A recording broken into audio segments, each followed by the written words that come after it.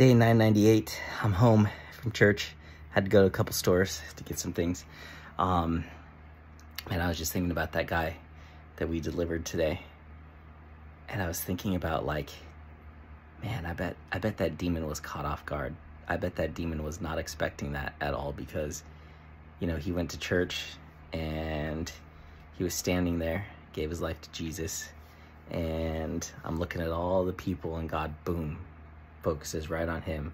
And I'm like, all right, God's got a message for him. And then God gives me the message. And then his girlfriend or friend or whoever was with him pulled him up to the front to get prayer with the lady next to me. And she was going to pray for both of them. And I jumped in. I was like, I got a message from you. And then I said that about, like, your mom's death is going to bring you life, or something. I don't even remember exactly what it was, but it was about death is going to give life in his situation. And it was like he just fell back and just started coughing and choking. It's like, I think about, like, when someone chokes, it's unexpected. They're like they had, no one has any idea that they're about to choke. And he got, like, just dropped. Like, you know, when someone, like, hits you and knocks you out, you just get dropped. And I was just thinking, like, man, I bet that spirit that was in him was not expecting it. It was just, like, got knocked down, and then like, it was crazy. So yeah, I'm just, like, blown away by that. And just, yeah, I want to, you know, while I was going through the store, I was thinking, you know, every believer has a purpose, and it's to know God and make God known. You know, it's leading people back to Jesus. Like, that's our purpose, to have a relationship with God and lead people back to Jesus. So we all have the same purpose, but we all have a different calling. And your calling, or what the world would call your purpose, your calling is simply your own unique way of how you lead people back to Jesus, how you save souls. Some people are going to do it with music. Some people are going to do it with books. Some people are going to do it with speaking on stages. Some people are going to do it with products or services or businesses or in government. But you're going to be able to do it in the way that you love the most, the way that God created you to do it, the way that you're going to thrive in. Yeah. So it's just opened up. Today's just opened up so much for me. And taking on this spirit of slothfulness. Like, I already got I ordered 3 books, and I'm going to read all of them, and I will finish them. Like, I will finish them. But I just got here and got this one, Busy for Self, Lazy for God.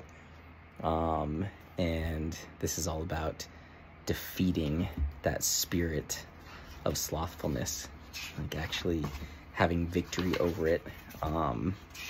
Which, man, I just would never thought that this would be it. Laziness in the Christian life, robbed by a thief, the desire for and development of laziness, the carelessness of laziness, laziness and sleep. Laziness hates passion. When boredom meets laziness, the sluggard gives God grief. Wow. So I've got this book, and which is written by a pastor in Japan. I had really good reviews. And then there's this book, The Spirit of the Sloth, Exposing and Escaping Procrastination and Idleness, by May Gaffney. I mean, this looks like, had 0 reviews, maybe sold a couple copies, it looks like. I don't know. Yeah, this is going to be an easy read. Look at the spaces between those. But it was like $5 or $6, and you know what? I mean, it talks about the purposes of this book is to remind you of God's promises for your best life. This book makes you aware of the strongholds of slothfulness and prepares you to identify and eliminate the spirits of idleness, laziness, procrastination, and other devices that so easily cause us to fall short of receiving God's promises. And so I got it, and I was like, you know what? Why not? Because there aren't a lot of books on this. The Spirit of Sloth is the first chapter.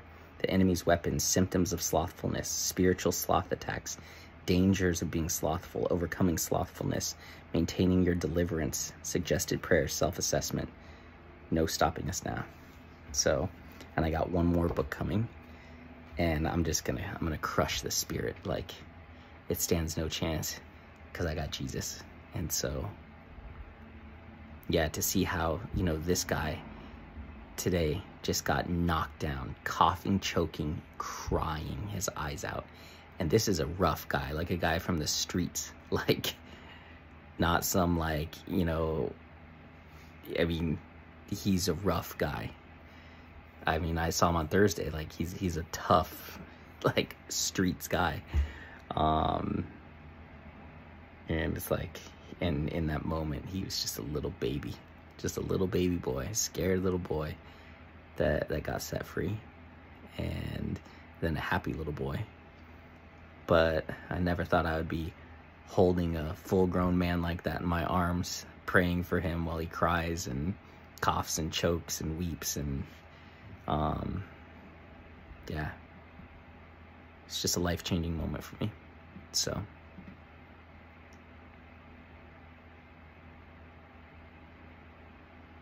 and it's so crazy because this morning I was thinking, is this the church I'm still meant to go to, God? Like, my spirit feels hungry for more. I'm not getting fed at this church. And it's not about me. Wow. It's not about what you need, Chris. It's about the people there that need you. And that was made very, very clear today. So incredible. So and I feel great. I don't really feel tired, or even mentally tired or mentally drained. Normally with, like, when I pray for people or it's heavy, like, I feel really drained after, but I prayed, and greater is he who is in me than he who is in the world. Like, I'm good. But I'm gonna rest and relax the rest of the night and take it easy. And this week's gonna be mind-blowing, life-changing, future-altering, soul-saving. It's just going to be a powerful week. I already know it. I can already feel it. The things I'm going to work on, the things I'm going to get up and running, the books I'm going to be reading, the way I'm going to be pursuing God, like going back to the gym. I'm going to crush the spirit of slothfulness. Doesn't stand a chance. And I know that. And I know I have absolute authority over it. So it will leave.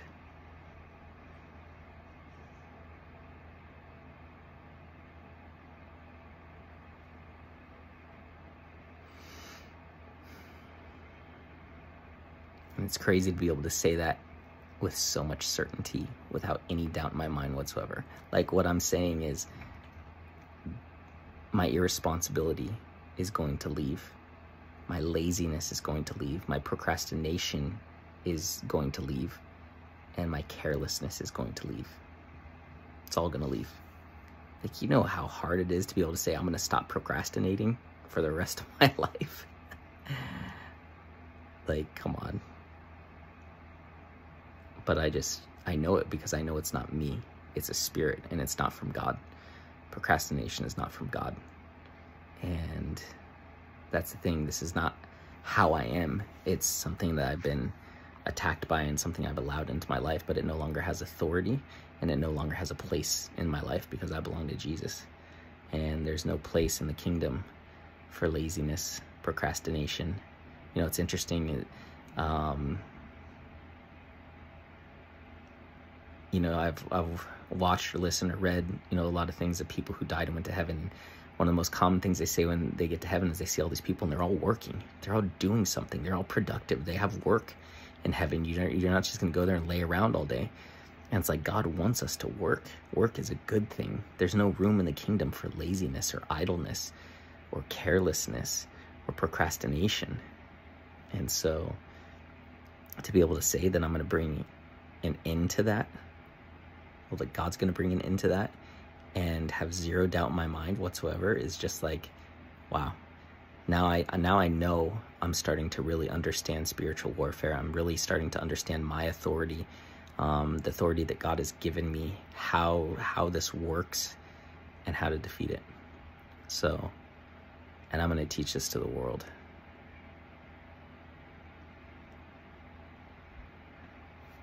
I remember writing some stuff that God gave me. He said, Chris, I did not call you to lead a revolution, but a revelation. And a revelation is a divine communication of truth from God to his people. So God is going to use me as a voice to speak truth to people. I'm going to lead a revelation, not a revolution, a revelation. I'll be speaking divine truth to people, and it's going to set them free. And I'm going to do it in a way that it's never been done before. I'm going to combine like the spiritual stuff with the practical stuff, with the transformational stuff. I already am like working on this system. I was drawing it out. I was writing it out today of how I already did it on my last Warriors of God call. You know, and it starts with understanding what the word truly means in the Greek, and then taking them through an exercise that makes it personal to them, and then application, applying it, and then tell a story that ties into, to like make the word of God transformational. Like, I'm going to figure out how to take the word of God and make it a way of living in a unique way that's never been done before. And I know that God is going to give me the creativity to do it, and I'm going to put it out there to the world, and it's going to set so many people free. Then they won't be able to deny that the Bible's the word of God and Jesus is God. He is Lord, because they will see the transformations in their lives, and they will be a living, breathing testimony. And so I know it. I just know that I know that I know, and I can't wait. I'm so excited for it. Today I realized that I'm passionate about truth. That is one of my passions in life, is truth. And God is taking me through this process of where I'm learning. He's helping me see the truth, and then I'm teaching the truth.